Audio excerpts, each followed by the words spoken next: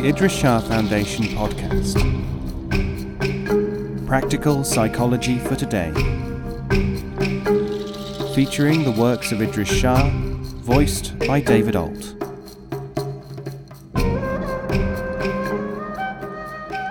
Welcome to the Idries Shah Foundation podcast. In this edition of the podcast, we will hear selections from A Perfumed Scorpion by Idries Shah. This audio has been made available by the Idries Shah Foundation. The quality of understanding. All this may seem tiresome compared with the garish appearance of the imitations, but the Sufis say, burglarious attempts on the house of knowledge will, in the end, only earn you a bite from the rats in its basement. So there is no alternative in fact, only in folklore and imagination.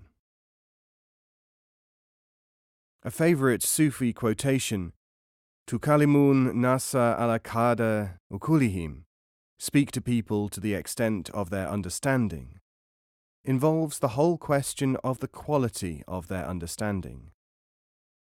If they have supposed understanding of psychology or anything else, which effectively prevents a wider understanding, more preparatory work is needed.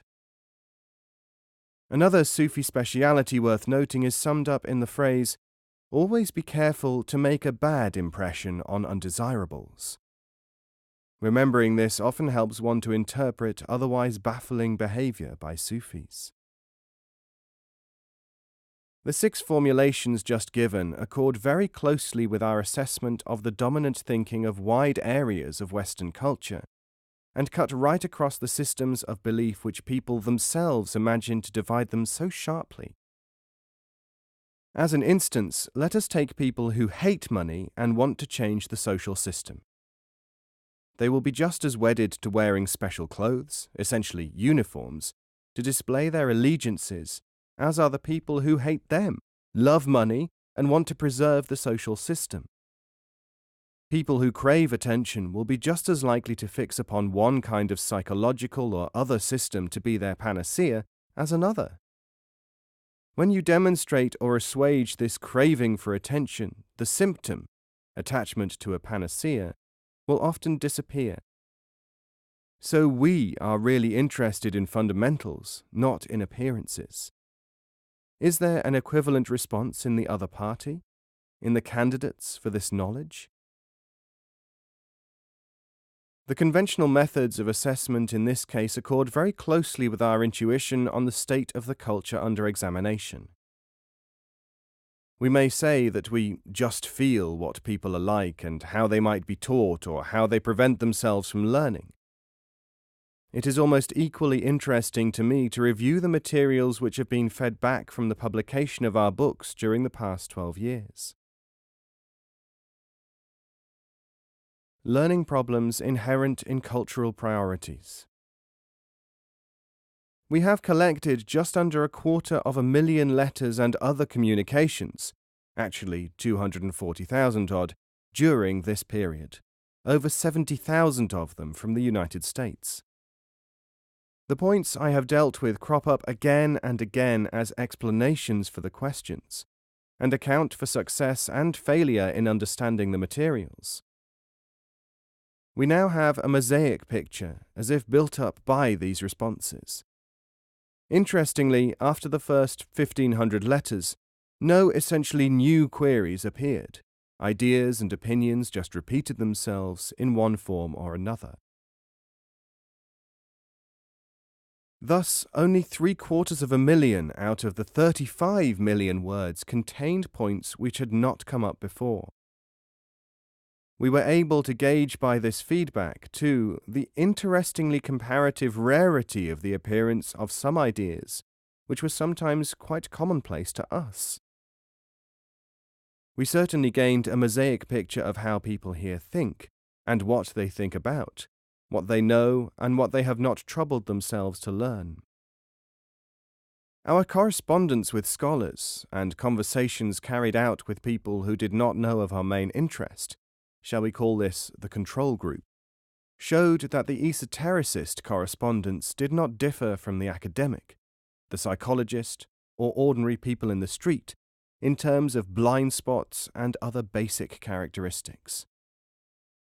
This is an indication that perhaps all groups, though notionally approaching things from different points of view, and believing that they have very different orientations one from the other, display a similar, deeply basic pattern of preoccupations and motivations. Ambition, interest, failure to observe, and so on may seem to be rooted in the vocation or major interest. In the testing, they are seen rather to be inherent in the cultural priorities. All cultures specialize and neglect, include and exclude. It is fascinating to note how people imagine that to accept certain postulates must automatically make them avoid others, however. After all, if you talk to someone who believes that success only comes through a prodigious expenditure of effort, and that success is what everyone else also thinks is success, you can hardly expect him to be interested in the possibility that there can be non-energetic success and non-ambitious progress, let alone the contention that what everyone else may be thinking might just be incomplete, and let alone non-energetic progress and non-ambitious success. The farthest you are likely to go without any kind of extensive explanation I am giving you is to say that, once upon a time, effectively everyone believed that the earth was flat, or that mushrooms were produced by lightning. All this has been somewhat encapsulated in the reputation I seem to have in the media for saying that we tend to live in pessimistic cultures, because I pointed out that the members of these cultures believed that if they followed some principles of their heritage, these automatically excluded others. Since people can't easily refute this, they oversimplify it into, Shah is that man who says we're all pessimists. Although it is the 20th century, it is perceptibly a trivializing society we live in. The rationale for all this is, of course, not hard to see. It means that a culture will be based on certain assumed absolutes, and that it is these which inform, and sometimes restrain, the products of the culture, whether they be individuals, institutions, or schools of thought. Cultures are not changed, or even necessarily enriched, by changing their appearance. They can, however, be invigorated by filling some interstices with possibilities for enlargement of the individual, which do not in reality conflict with basic postulates, or which enable the premises to become more flexible. It is in understanding that such imagined absolutes are somewhere flexible that this kind of development can in fact take place. This does not need to happen to everyone, and indeed, applied to all purposes it would be absurd. But there remains the fact, in psychology as in physics, that something which acts like an absolute for some purposes may not do so for another. After all, many people know that all straight lines are really curved, Einstein, but in most usages this information is not required. The very basic needs for reassurance and rapid identification, the labeling of people as instances, are useful in any culture at a certain stage of its development, or for some transactions, as they are useful for any individual or animal for some purposes. Institutions supporting these needs will tend to come into being anywhere. They will both provide these desiderata, there are many others one could think of, and also create a further demand for them. People who do not want so much reassurance and identification for some reason will not necessarily appear in particularly large numbers, since the production of more and more of the type in demand will generalize and sanctify, as well as deeply root and institutionalize, the whole mechanism. Institutions which offer reassurance and identification will continue to appear. Unless their true inner dynamic is noted, they will, of course, continue to be perceived by people of that culture as whatever their outward shape says they are. Anyone or anything which seems to say that such things are of no use or of limited use, as steps upwards even, will then seem to be a threat.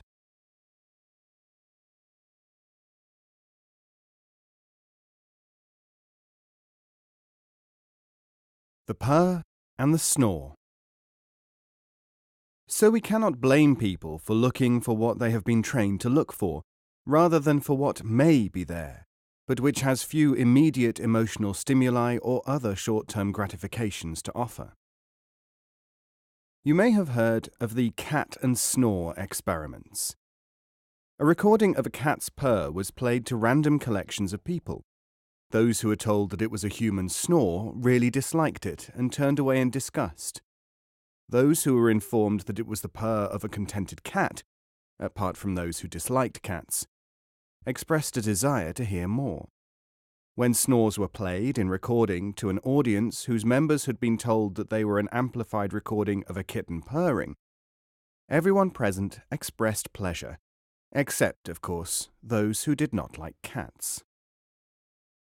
It is because people's assessments of all kinds are so subjective and also very dependent upon suggestion and assumptions that one has to be sure, before giving them study materials, that they can make some use of these, apart from the use which they may expect one to lay down, or which is automatic because of their assumption habits.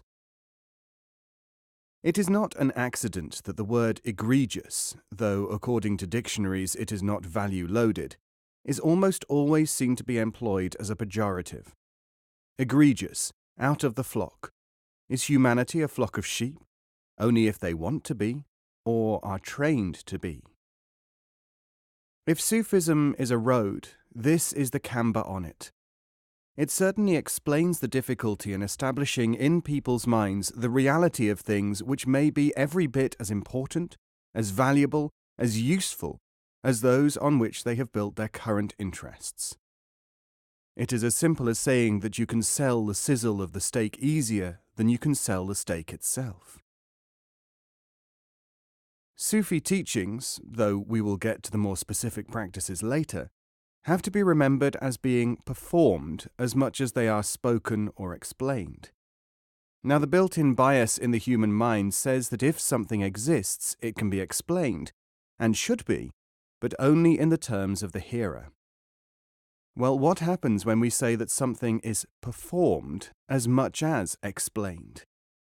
The same bias says that performing is something like theatre, or that it is auditory, tactile, visual, even olfactory, if you like, art. So in no time at all jokes are Sufi jokes. All music has inner meanings. All movements or dance, once performed, shall be held to be significantly performed for spiritual or psychological purposes, even if in reality only mechanically repeated.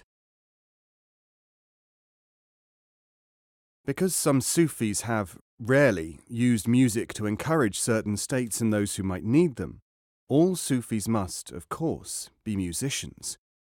Because there was once a Sufi dance, the Sufis are dancers, and people who watch or take part are participating in Sufism. Now all this is, of course, just as true, and as false, as to say that television is the test card you see on your TV screen. Look at things this way, and you have nothing to lose but your cargo cult. One must beware then of this extravagance, this proliferation of things, based on the unconscious assumption that excitement must be meaningful. It has to be the right kind of excitement. Proliferation of externals.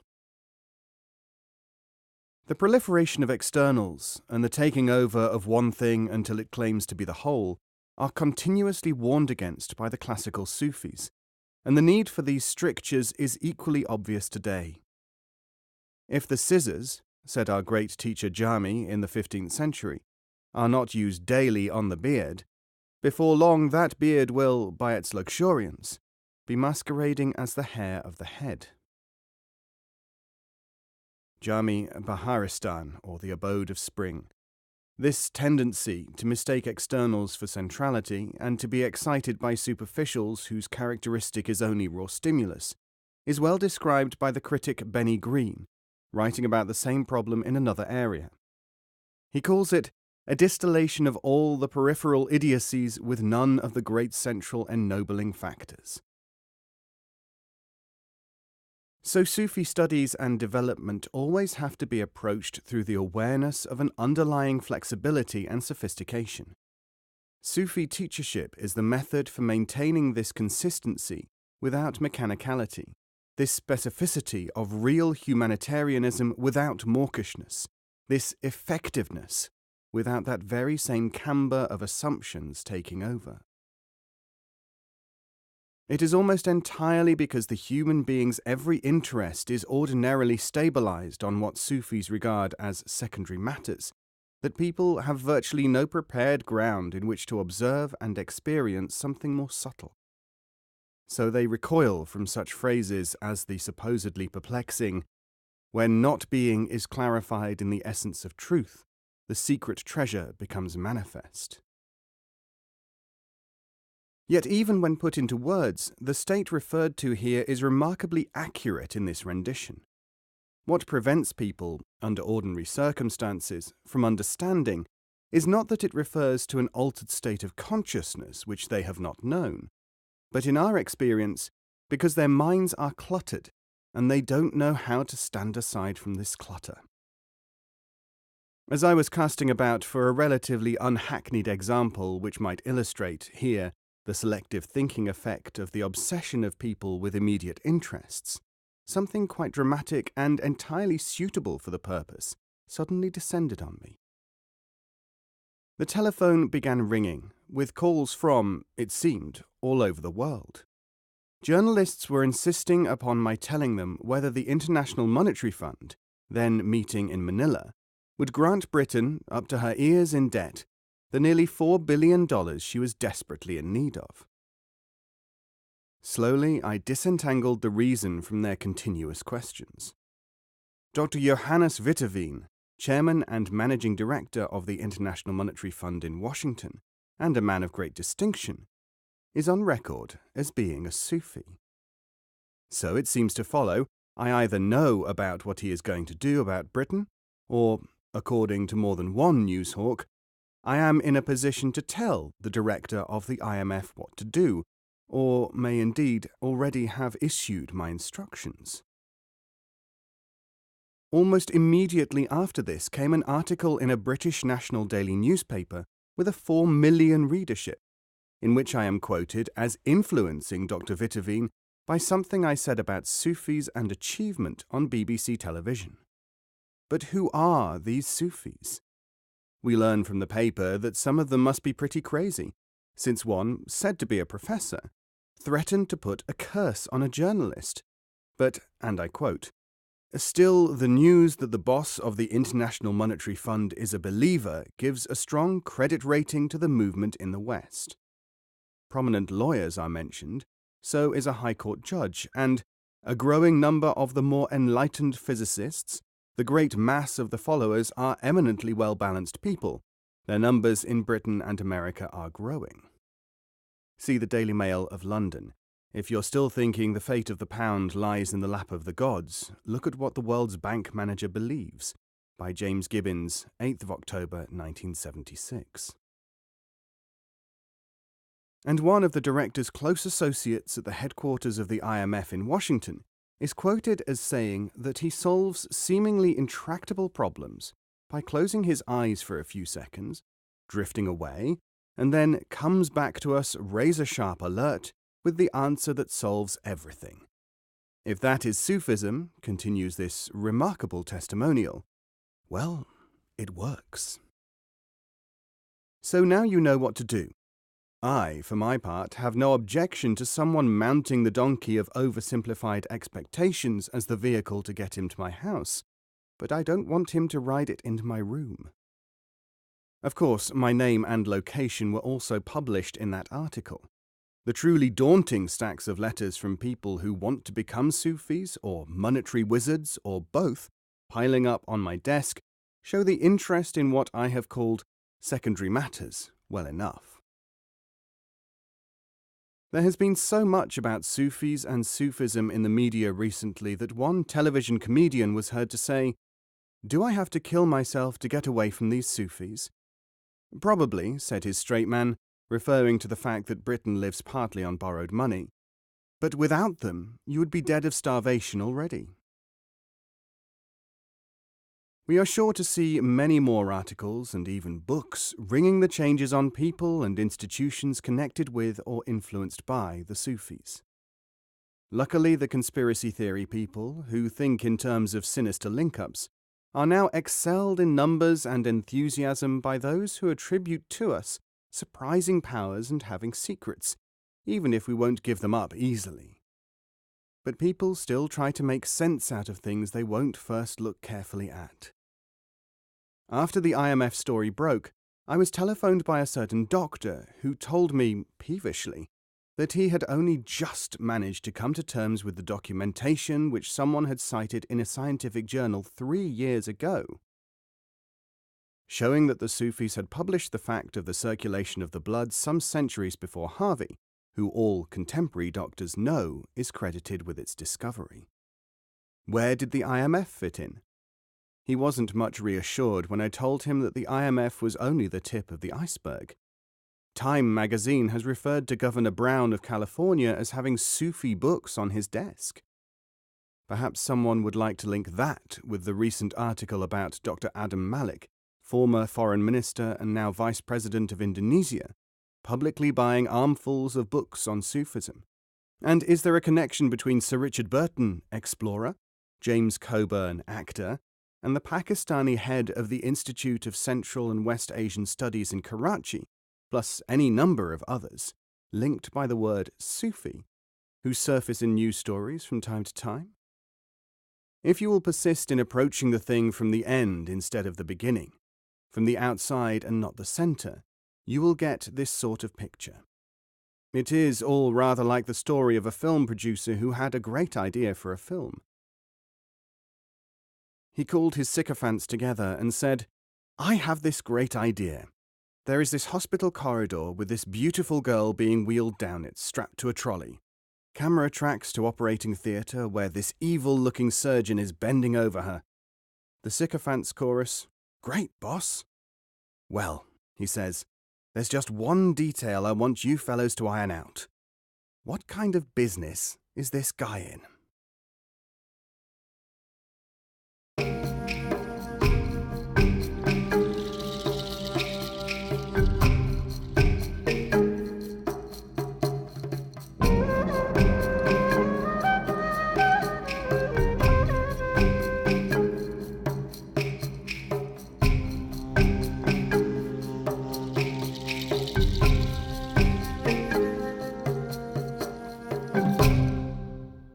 This podcast is copyright 2018, the Idries Shah Foundation.